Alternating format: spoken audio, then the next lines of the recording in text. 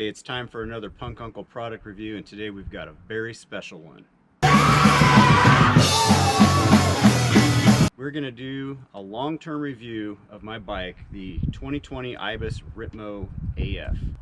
I've been riding this bike for about 4 months now, just a little over, and I've ridden darn near every type of terrain that you can. I've done a lot of downhill and enduro type stuff. I've done some cross country. I've even ridden gravel and fire roads on this bike. So I've been able to see how it performs in a variety of terrains, and I've got some really good feedback for you on that.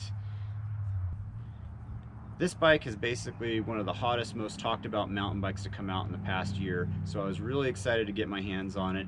And I'll give you a spoiler right now, I'm stoked on this thing, but we're going to go into that in detail. I'm going to tell you what I like, what I don't like. First, I want to tell you exactly what I've got here.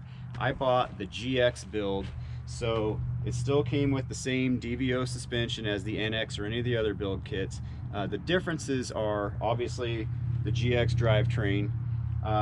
I got 4-piston Shimano brakes, which was an upgrade as well.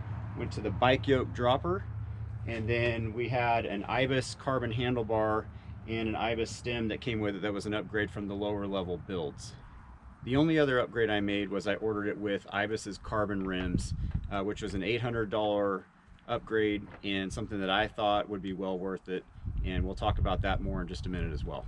Now, you know Punk Uncle's all about positive reviews, Cali knee pads, but there are a couple of things on this bike that, you know, if I had a wish list, I would change them. So I'm going to go over those before we get into all the stuff that I love.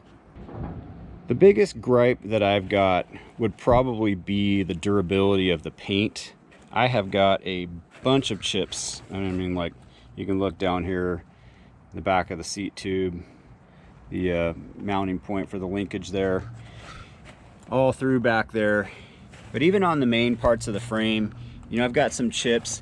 And then kind of on the same line as this, they could have put some actual frame protection on the bike. Obviously, it would have been wise of me to tape everything up before I started riding it, but I didn't. But you can see there's no down tube protection, not even under the bottom bracket. And this little chain guard back here is pretty skimpy in my opinion. I would really prefer something that wrapped around the chainstay a lot better. As you can see, I've worn all the way through the paint with my shoe here just from riding. So that's probably my biggest issue with the bike. Really the only other issue that I would say I've had is, and this really isn't a problem, it's just something that I haven't completely figured out yet, is I would like to try to get the fork a little bit softer and more compliant on smaller bump stuff. It's really good on big hits, but given the fact that I've gone from a carbon bike to an aluminum one, having it soak up a little bit more of the chatter, you know, just the small bumps would be helpful, and something that I would definitely be interested in. So Bryson and the guys at DVO got any pointers for me, I'd be super pumped to hear them, because I've got the fork working pretty well. That's the one thing that I would like to dial in a little bit better. All right, now let's talk about the fun stuff, the stuff that I really like about this bike. First of all, the geometry. This thing is dialed. The angles, like the seat tube angle, the head tube angle, the chainstay length, everything about this bike just works really, really well. The harder you ride it, the rougher the terrain, the more it likes it. I've been super pumped with the suspension as well. One thing I love about this DVO stuff so far, more than other, I've had Fox and RockShox suspension on other bikes in the past, and I've always felt like, being a heavier rider, I'm always looking for them to be a little bit stiffer, and I have not had that issue whatsoever. The DVO provides a really stable platform, especially for pedaling. This bike pedals and climbs so well for a mid to big travel bike. This is 147 millimeters in the rear, 160 in the front, so it's pushing up into that full-blown enduro, you know, from all mountain to enduro category, and it climbs like a cross-country bike. So that is something I've been really, really surprised by and very happy with. Staying on the suspension for a minute, in addition to being supportive, another thing that I've really been impressed with is the fact that I have not felt the front or rear bottom out once, and I've bottomed them a lot. I've been riding Bike Park all summer, and really been pushing myself this year to ride more downhill and enduro type terrain. That's not something that I've done in years past. This is kind of my first year of getting into the bigger terrain, and this bike has been a really good partner for me in that. It's just been rock solid, and you know, I've actually seen myself on video fully bottom it out, and every time I see that, I think, man, I didn't even feel that, like I couldn't even tell. So I think that's really the best thing you can say about a fork or a shock, is that when you're hitting big stuff and you're landing hard, if you don't feel that, if you don't feel that harsh bottom point, then you've got it dialed in pretty well. I will also say that I'm really happy I decided to upgrade the wheels. I think especially going with an aluminum bike, having carbon wheels, actually carbon wheels are probably even stiffer than the aluminum ones. So I mean, it may not affect the ride quality, but it definitely probably contributes to the overall stiffness and snappiness of this bike for sure.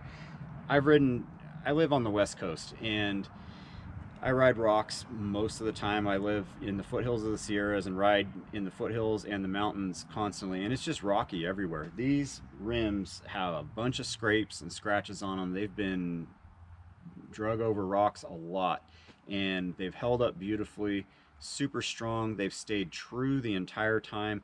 So I really am very happy that I went with the upgrade there and went to the carbon rim. Overall on this bike, what's really surprised me is that I think you could almost consider this a quiver killer. Like, you could say, if you had to buy one bike to do everything, I really think that this is something you should consider. That sounds kind of crazy if you know the bike market and the mountain bike world, because going 150, 160 millimeter travel and saying that's your do everything bike is usually a stretch, because if you ride cross-country stuff, flatter, smaller terrain, normally you're going to want a shorter travel bike that's a little bit stiffer and zippier. But I'm telling you, you should ride one of these, unless you're riding nothing but fire roads and gravel and, you know, no bump, no rocks bigger than baby heads. If you're riding anything more than that, I think this bike is definitely worth a look. At the end of the day, the question is, who would this be a good bike for? Honestly, I could say just about anybody. If you're looking for the best bike for a budget, you've got it right here. If you're looking for a best bike for a wide variety of terrain, you've got it here. I mean, unless you're actually racing cross country, this is a phenomenal trail bike. You don't have to go ride downhill and do 3-foot drops to get your money's worth out of this bike. It reacts really well on a variety of terrain.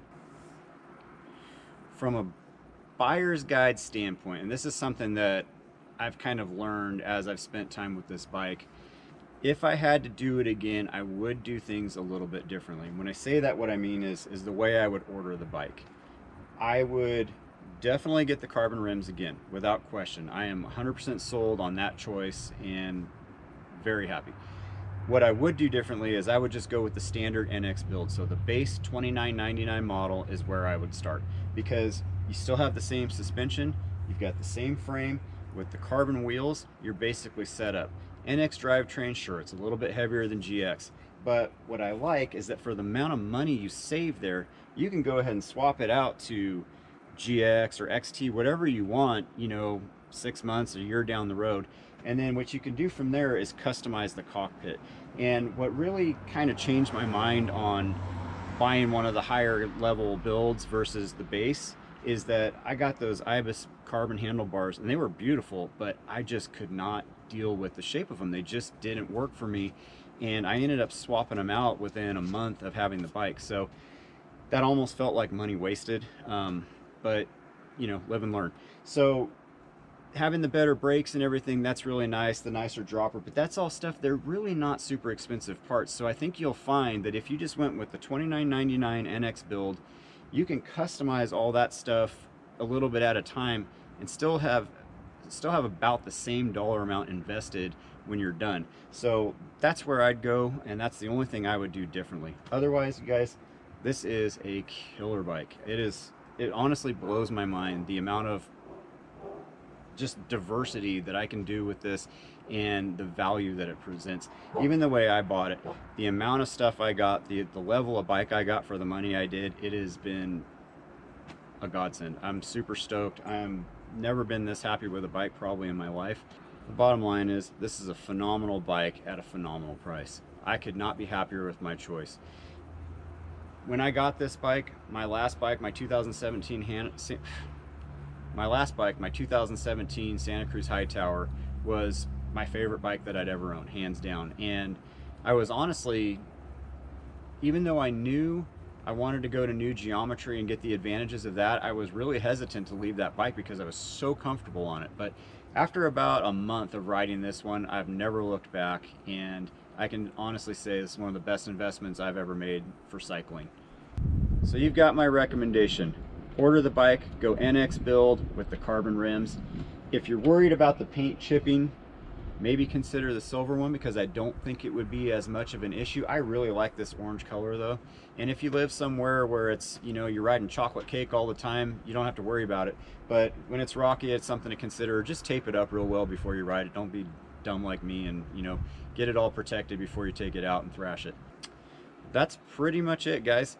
Like I said, I'm at the 4-month mark. I just did brakes and put more sealant in the tires. I'm getting this thing ready to go out and rip again at the bike park this weekend.